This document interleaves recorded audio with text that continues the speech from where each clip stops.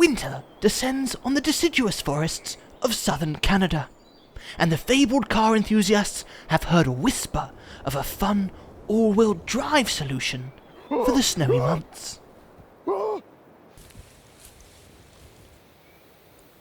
And they've spotted it. Where?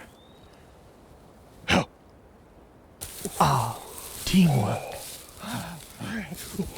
It's not their strong suit.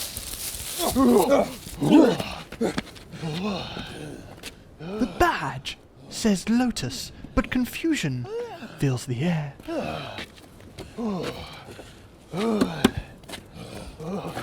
It has tech.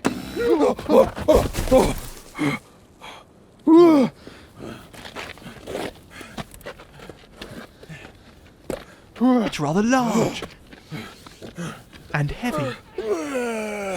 But it's a Lotus. That means something. Oh no. No exhaust pipes. They've realised. It's a Lotus EV.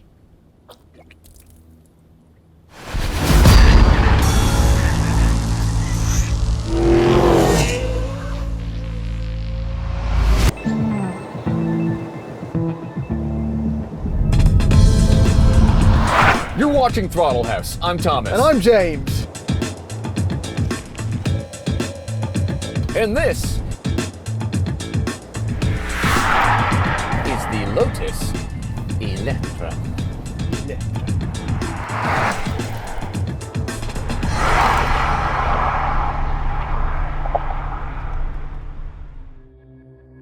According to Lotus, you are looking at the world's first hyper SUV.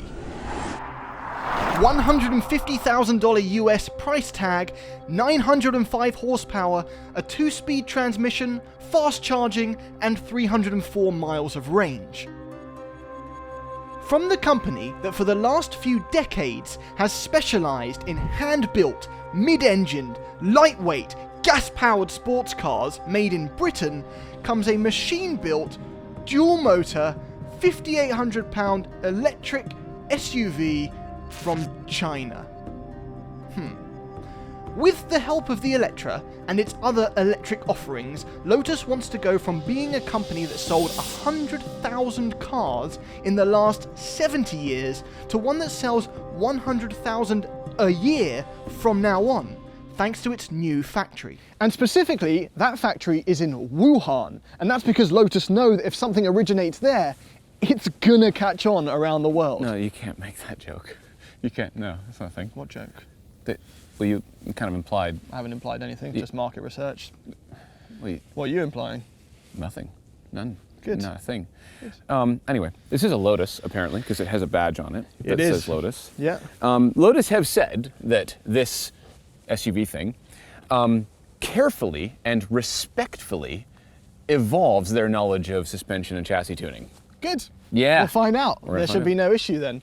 As far as looks go, Lotuses have tended to be a bit smaller and beautifully designed, and this does take some of the design language on the front, but it also kind of mixes it with like pura sangue and urus. So yeah, it does get a bit of the dentist's mouth. Yeah. But otherwise, I think people are going to be split on this. I don't know how good you can make an SUV look.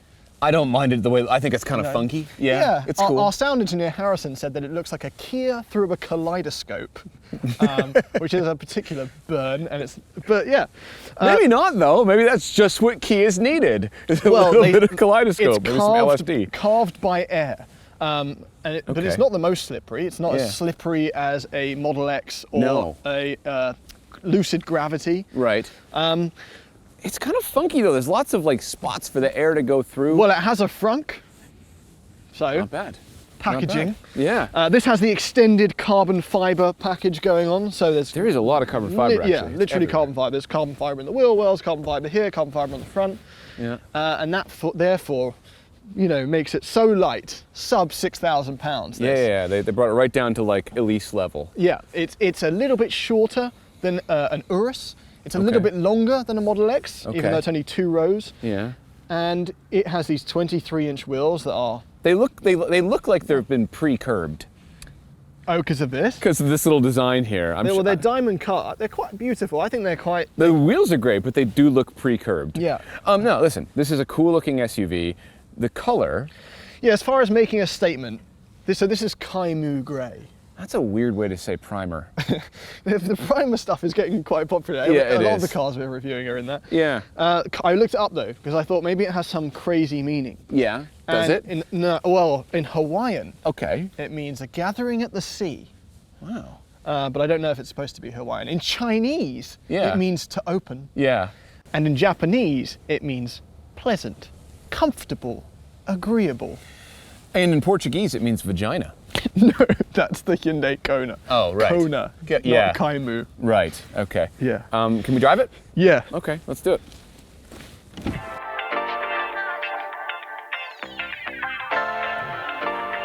All right. Track mode. Left foot on the brake. Right foot down. We are lowering and. Whoa! What? Okay. Right, so that's what 900 horsepower in a 5,800 pound electric SUV feels like. What's the point of launch control? Okay. That was like an AMG level of like losing the rear end. Well, That was this is the ridiculous. Electra R. The R. Don't make me say R. It's like a doctor trying to get me to open my mouth fully. This has 900 horsepower. If you go for a Yes. normal Electra, it's like 600. This gets a big fat motor in the back as well as the one in the front. And it has one motor in the back. Yes, they all have two motors. Yeah. This one has a bigger motor in the back. Right. So, even though it boasts a sub 3 second 0 to 60, and we tested it and we got 3.1 Right. with 60% charge, so who knows? Yep. It still means that it's, I think, the quickest dual motor EV you can buy.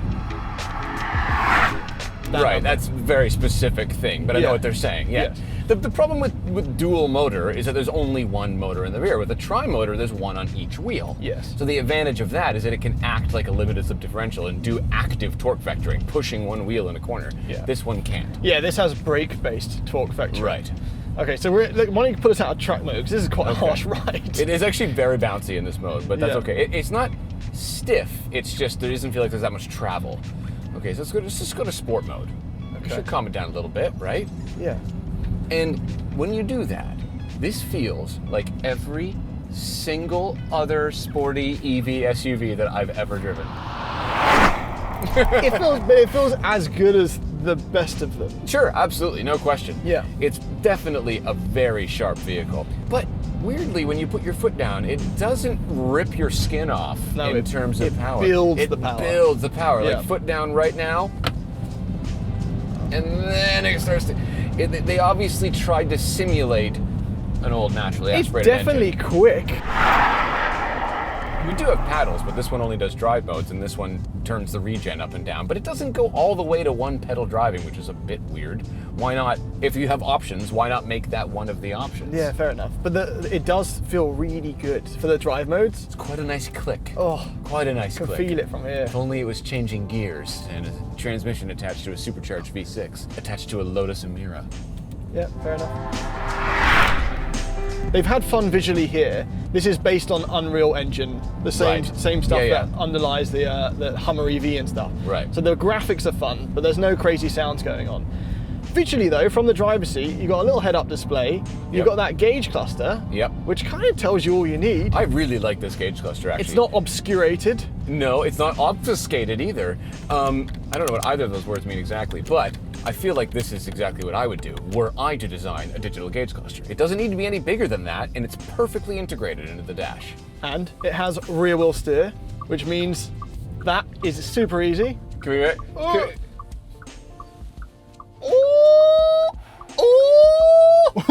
That's the first SUV that's Have we ever ever done been that. able to do a full... Look at that. Very impressive. And But beautifully integrated. It doesn't make you feel sick. no, this right now, it is no longer feels like I have a rear wheel steer.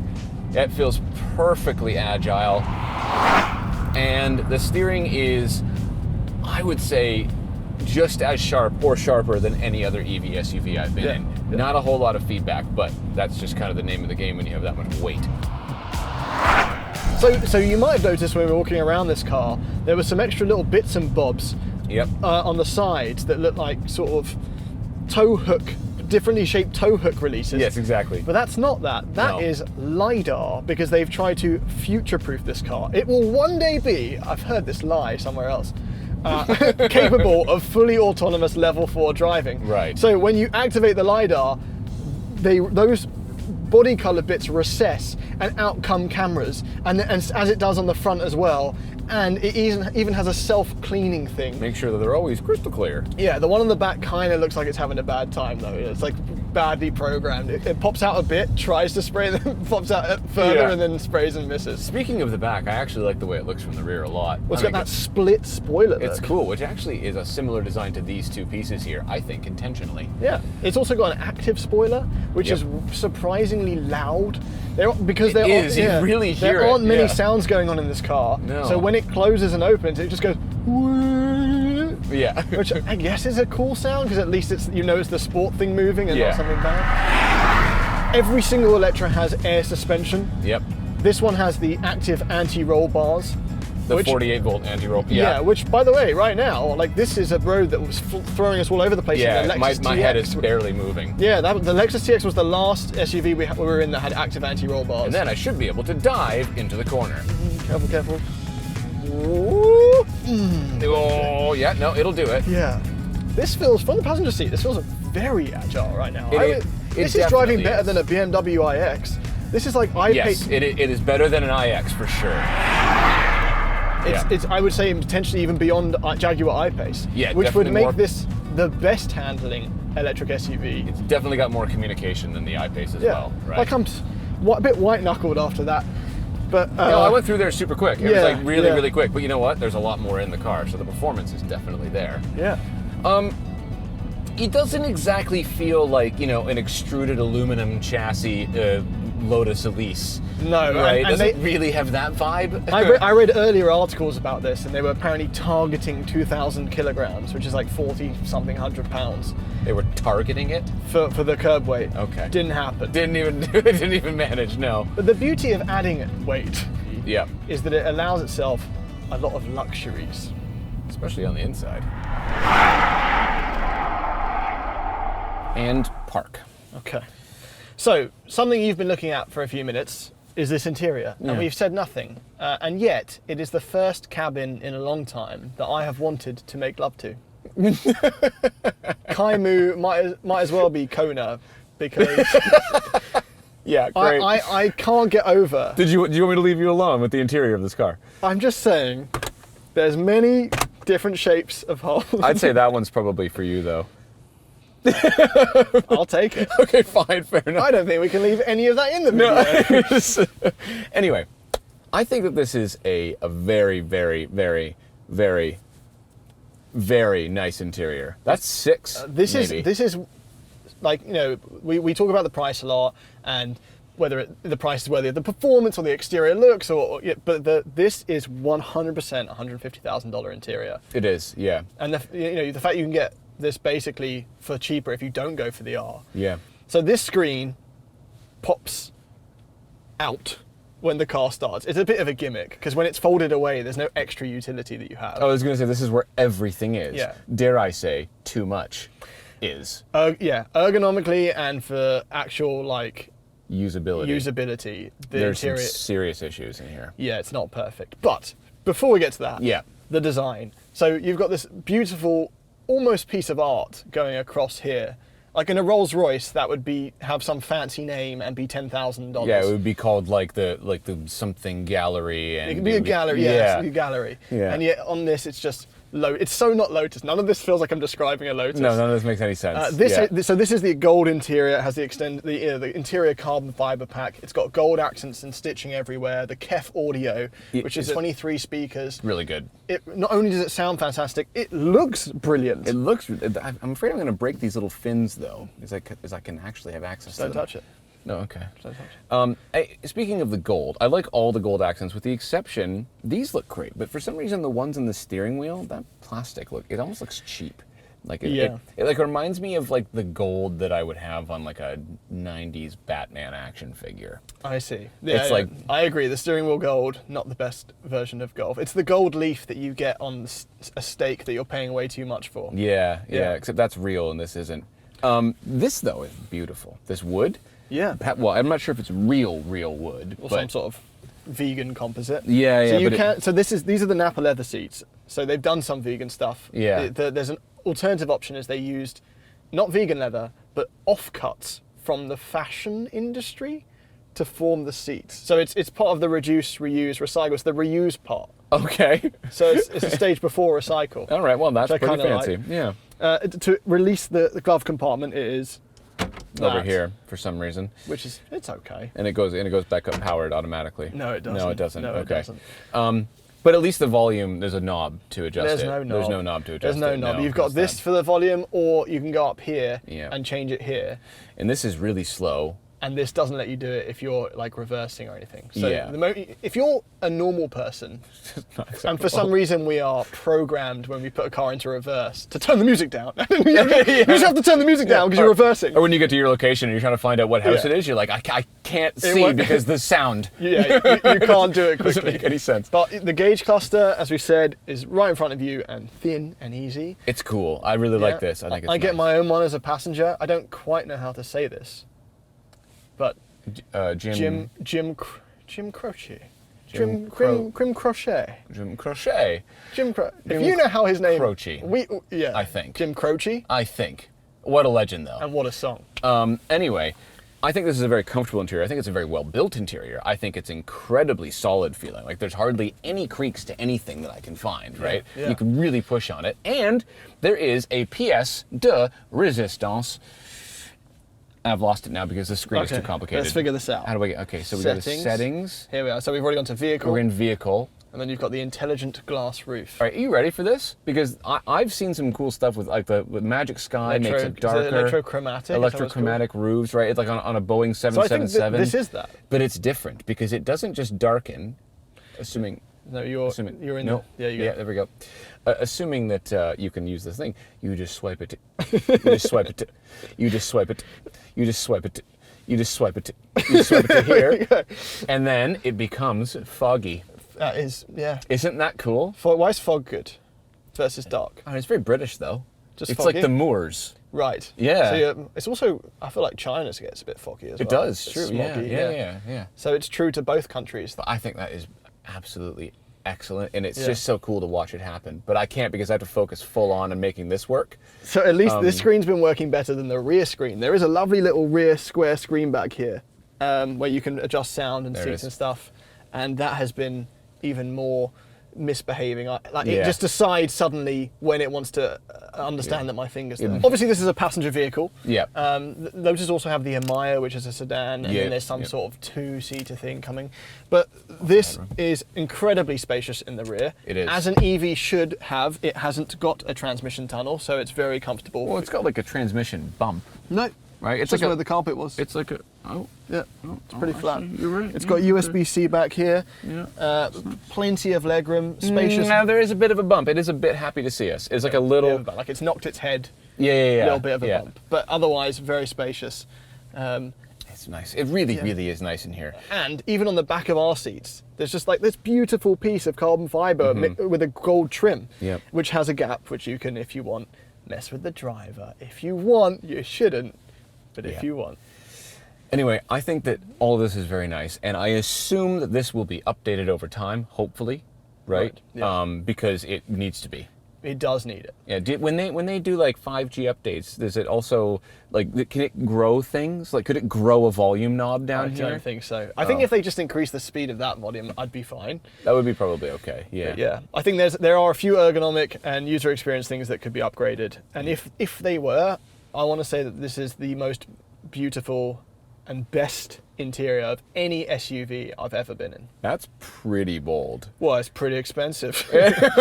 Yes, true. Yeah. But I think, yeah, I would go so far to say that. Yeah. All right. It's time for a conclusion because this is a bit of a tricky one. Yeah.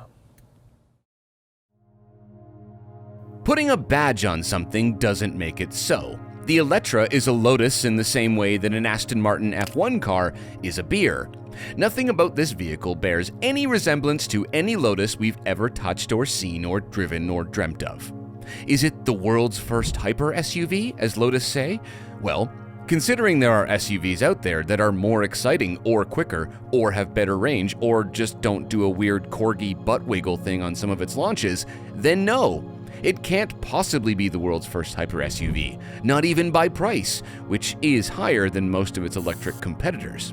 But in the ICE world, an Urus is 100 grand more, a Ferrari Puro Sangue is 250 grand more, and neither of those claim to be hyper. So it's not really hyper anything, other than hyper ambitious. What it is an SUV that handles as well as, if not a bit better, than the other heavy electric SUVs out there. And despite honking on it all day, we didn't feel sick at any point, which might as well be a gold star in fast EV land. Brakes, throttle, steering are all well calibrated and perfectly suited to its mission. It's also quite a beautiful place to be inside, and though not quite Model X plaid quick, it is rapid.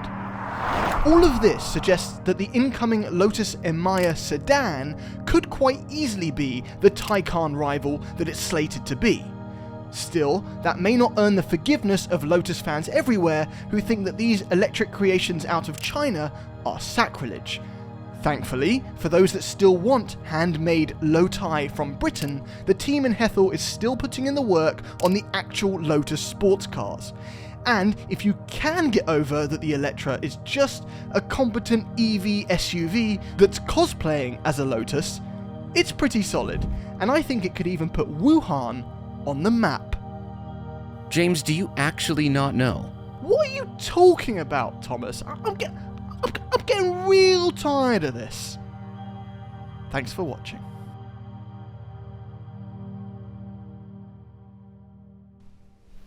Hey. What's going on? It's like the YouTube end screen thing. Oh. Yeah, it was like lights and stuff. Yeah, I see that. Yeah, we've never like utilized it before, you know? Oh, we've just done a black screen? Yeah, we only have about 15 seconds to like tell people to do other stuff, whatever it is that we choose, you know?